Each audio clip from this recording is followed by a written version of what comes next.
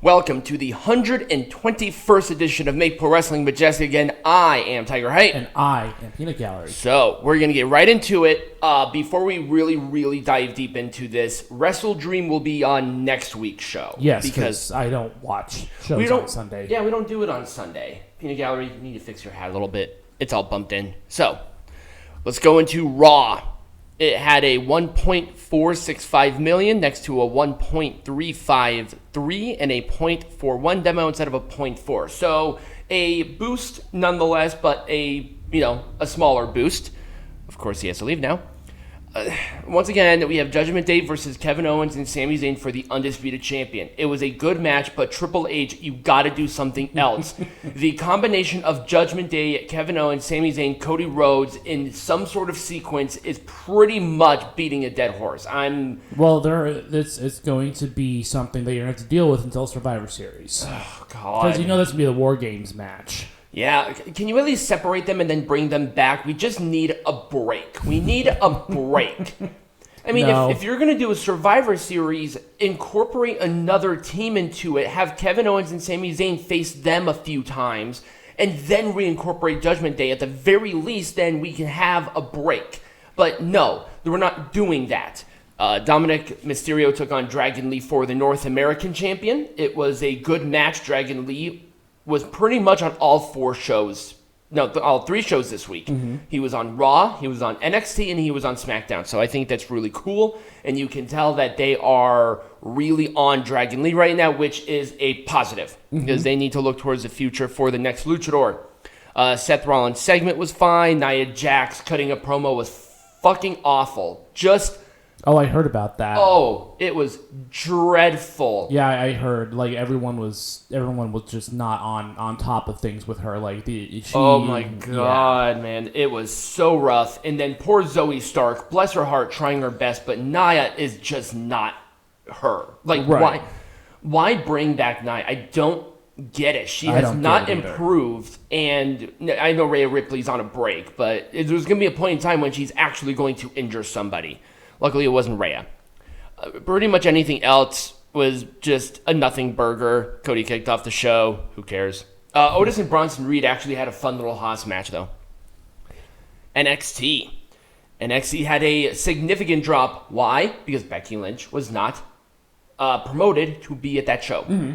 People. Was she on the show? No, she was not. People. Becky Lynch is a draw. Look at the numbers. This is a clear example that people want to watch Becky Lynch. Right. So, they still did a good number. I mean, for NXT, they did a good number. It was 636,000 next to 824, and it was a 0.18 instead of a 0.24. Still good for NXT, just not to the point of almost beating Dynamite. Right. And I don't think WWE necessarily cares about beating Dynamite, but they were fairly close with literally one person. Yep.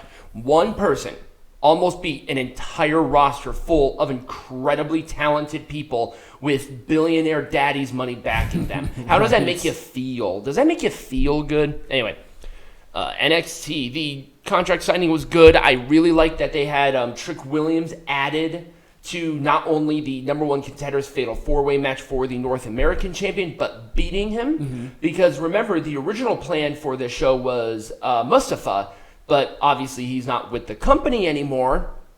What can you do? Eddie Thorpe and Dijak in a strap match. It was brutal, but Jesus, they keep having Dijak lose, and I have no idea why. It's kind of disappointing. Baron Corbin and Josh Briggs was a nothing sandwich. Joe Gacy having a meltdown, basically breaking up Schism, is fine, but what are you going to do with him now? This is a perfect time to get Ava off of TV. Yes. I like Ava. She has potential. She has a look I think that can be successful, but Jesus effing H, she needs more time. Yeah. I have no idea what these people were gushing about with her at training. No clue. I think the only reason that she got those glaring reviews is because who she's related to. Yeah. But she needs more time. Please have her off of TV for a couple of months. Have her do some level up. Do something. Don't put her in these big spots she's clearly not ready for. Right. You're going to ruin her before she's ready. Right. So That's kind of my rant on that. Really, everything else was a nothing burger, so we're not going to really get into it. Oh, no, there was one thing. So Thea Hale has a new look and a new theme song. I did not recognize what the theme song was. Apparently, the song was a TNA Knockouts old theme song. I couldn't be bothered looking it up, and I'm not going to I'll probably watch it after this show. But if somebody can let me know so I don't have to do that, that would be great. Right. Oh, God, Dynamite. Bless your heart. All right. It was 855,000 next to 984 in a .28 demo instead of a .36. This is what happens when you do these big shows and people think, oh, that momentum is going to carry. No, it's not. Clearly, it's not. It's going to hover around probably 800,000. This is right before the new era of AEW, which I have no clue what that is. If Tony Khan bought another property, then he is becoming what people don't want him to become, which is a monopoly. Right. But, oh God. Okay, so enough with these open challenges. I'm done with it. The international champions had 20 open challenges. This TBS champion was defended 3 times a couple of weeks ago on all 3 AEW shows, Collision, Rampage, and Dynamite. It needs to stop. Please. I mean, somebody needs to take the creative book away from the kid, okay? Right. Seriously. It is not working. Look at the numbers. It's not working. And unfortunately, we can't see how much money AEW is bringing in. We just have to go off of what he says, and that is unacceptable. Right. I am not going to accept that as a legitimate fact. I want a number that is tangible. Well, come on. It's a private company. They can do whatever they want. Yeah, I'm aware that they're a private company, but Shahid needs to take the money off of him. I still believe Shahid is still helping the company bankroll. Oh, yeah, of course he is. Absolutely. And it's infuriating to me that he's sitting there letting his little pipsqueak kid do this when the dudes have been handed to it. Shahid should be running the show. He probably would do a better job. Probably. I can almost guarantee you that, but Shahid's older. And he also has, a multi-billion-dollar company to worry about. Right. So, Nick Jackson becoming the number 1 contender for the international champion is interesting. I do like how they're testing the waters a little bit of maybe Matt and Nick Jackson doing single stuff. I'm okay with that. The Canadian Destroyer spot is ridiculous. People, you cannot correlate Tiffany Stratton doing a back handspring elbow to 3 consecutive Canadian Destroyers. You cannot do that. It's flippy, but one is a gymnast and it didn't end the match, and the other one is literally a flip goddamn pile driver. Right. Where's the correlation? There's no correlation. It's just stupid. I mean, somebody's going to get really, really hurt with this company. Julia Hart beat Willow Nightingale and nothing. I mean, the problem is there was just nothing here that really captivated me. The main event was the contract signing between Swerve Strickland and Hangman Page. That was the main event. Huh. That was the final thing on the show. I liked it. Both of them actually have good promo, but Jesus Christ. Could we have had the AEW World Champion with those two? Right. That would have been a much better thing than MJF playing around with the tag team champions of the developmental brand. Right. God. Okay, so this show was good. It was a very good Impact.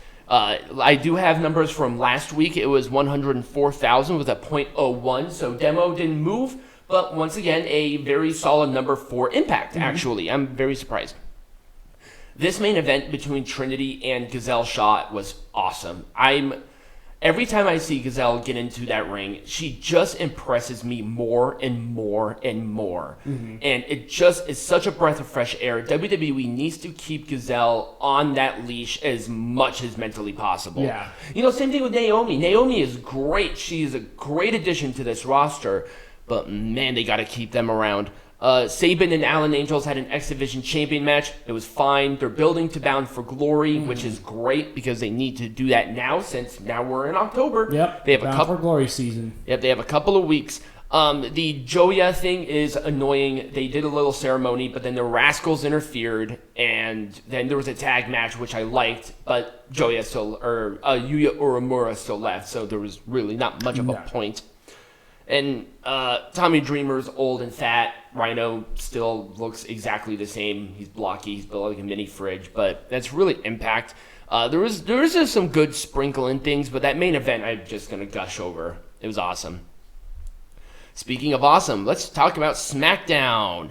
SmackDown had, that's $2.227 million last week and a .63 demo. Why is Fox not wanting to renew with this company? Because Fox wants more money than WWE is willing to. Well, WWE wants more money than Fox is willing to pay for it. Especially if they don't have the other properties. I get it. Like, move SmackDown to USA. Move Raw, because they're probably going to move Raw to, like, NBC or something. And I want them to be, let's do Shots Fired, put it on TBS. That would be awesome. I don't think that's going to happen. I don't think it's going to be awesome either, but that'd be awesome. You know, and I think NBC Universal is paying $100 million more a year for SmackDown because they understand the value of the property. So, I mean, I get it, I guess. It's just weird. Yeah. The main event segment was obviously amazing with John Cena getting beat up and LA Knight coming back. People lost their minds. Mm-hmm. The signing is done. I knew it was going to happen, but damn it, they did it perfect here, given the circumstances with LA getting sick. Yeah. So it's good to see him back. Jimmy Uso and Carl Anderson had a match. It was meh. I have no idea. So nobody's answered this. Carl Anderson had this huge gash on his back, and I have no idea where he got it. I watched the pre-match attack like 3 times, and I still do not know when he got this gash. Rey Mysterio and Santos Escobar had a really good United States Championship match. Charlotte Flair and Bayley was fine, but it just felt sort of there. And then all of a sudden, Bayley apparently has the ability to make matches. I have no idea why. We're just going to roll with it. I'm saying that a lot. I have no idea why. But a lot of what this entire thing is, that's very weird, contradicting, whatever. And finally, we have Collision. Collision had 562,000 watch last week and a .18. Not the worst, but also they got to do better than that. The main event had to have been a screw-up, an absolute screw-up. The heels won. People were out of place, it looked like, and everybody was like, wait, what? Oh, okay, well, I guess the heels won this match. I wanted this picture because I wanted to see the height discrepancy between Bryan Danielson and Zack Sabre Jr. It's kind of interesting.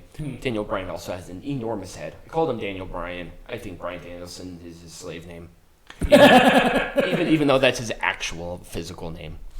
Chris Jericho and Kenny Omega actually worked fairly well together as a tag team. The Righteous had a random match where there was seriously no graphic. They're just throwing people into people in the matches. Collision and calling it a day. That is why people don't watch this show. I mean, the 562,000 is because this is literally the go-home show to Wrestle But no one cares. Well, 562,000 apparently did, but I guess they can't afford Peacock. Right. So, really, that was my soapbox. So up next, Peanut Gallery. What are we talking about? We're going to talk about... That threw you off, didn't you? Yeah, I know. Well, we're going to talk about... Impact Wrestling, I feel like, is getting a lot more money. So we're going to talk about why. All right. So we'll be back.